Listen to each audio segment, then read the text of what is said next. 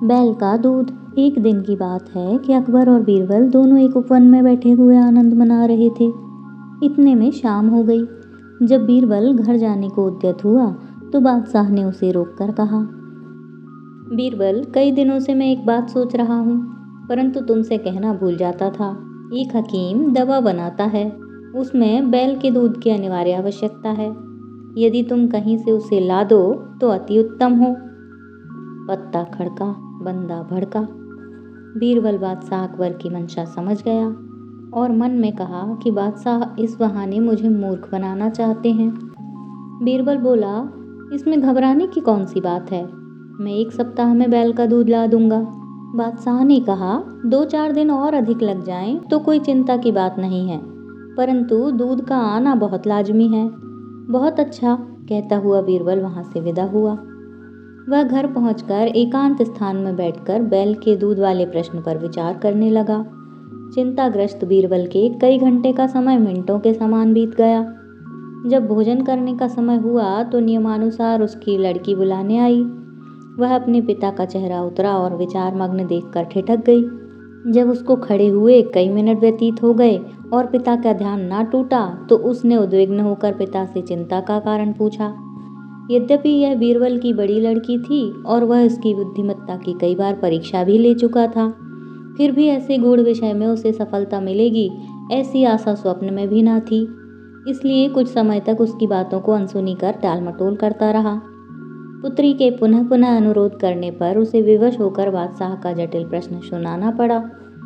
कन्या बोली, पिताजी, ये कौन सी कठिन बात है जिसके लिए आप ऐसे चिंताकुल हो रहे हैं?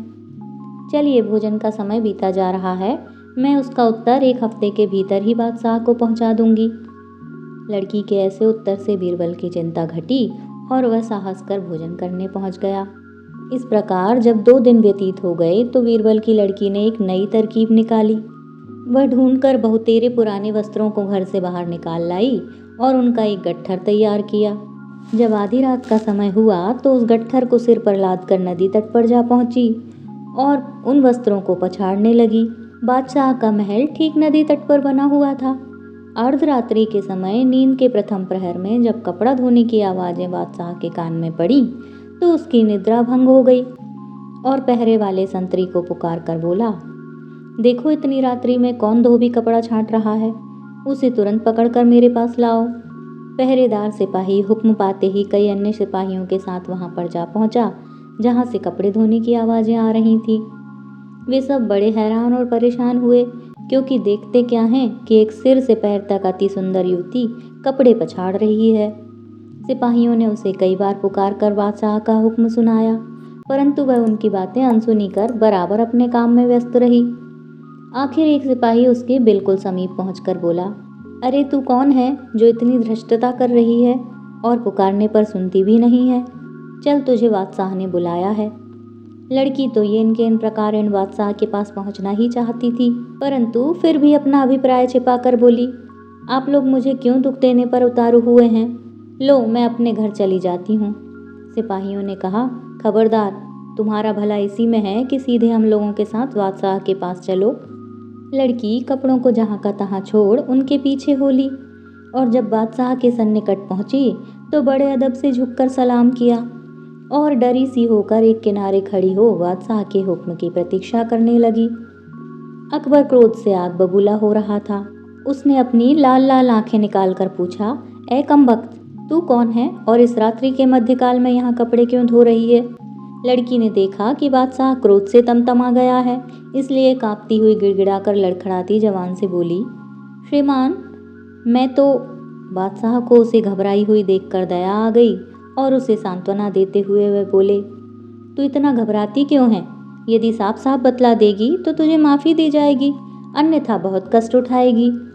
लड़की ने कहा, पृथ्वीनाथ, मुझे इस समय नितांत आवश्यकता पड़ी है, जिस कारण विवश होकर मैं कपड़े धोने आई हूँ।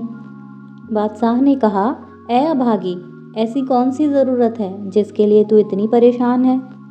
लड़की ने उत्तर दिया, क्या कहूँ महाराज, आज दोपहर में मेरे पिता ने एक लड़के को जन्म दिया है, सो मैं दिन भर तो और कामों में परेशान थी।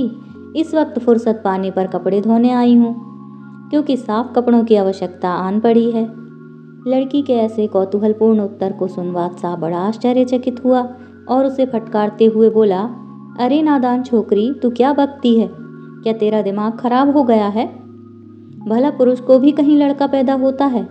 लड़की सुअवसर देखकर विनम्रतापूर्वक बोली, महाराज, जब पुरुष को लड़का नहीं हो सकता तो बैल का दूध कैसे होगा? बादशाह अकबर को अपनी पहली बात स्मरण हो आई। चकित होकर लड़की से पूछा, कहीं तुम बीरबल की लड़की तो नहीं हो? लड़की ने उत्तर दिया, जी हाँ महाराज, आपका अनुमान बिल्कुल ठीक है।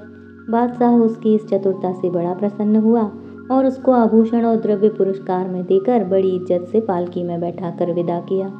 लड़की ने घर पहुंचकर पिता का चरण स्पर्श कर रात की घटना का सारा वृत्तांत कह सुनाया। बीरबल अपनी बुद्धिमती कन्या से बहुत प्रसन्न हुआ और उसका पुरस्कार उसे लौटाकर बहुत आशीर्वाद दिया।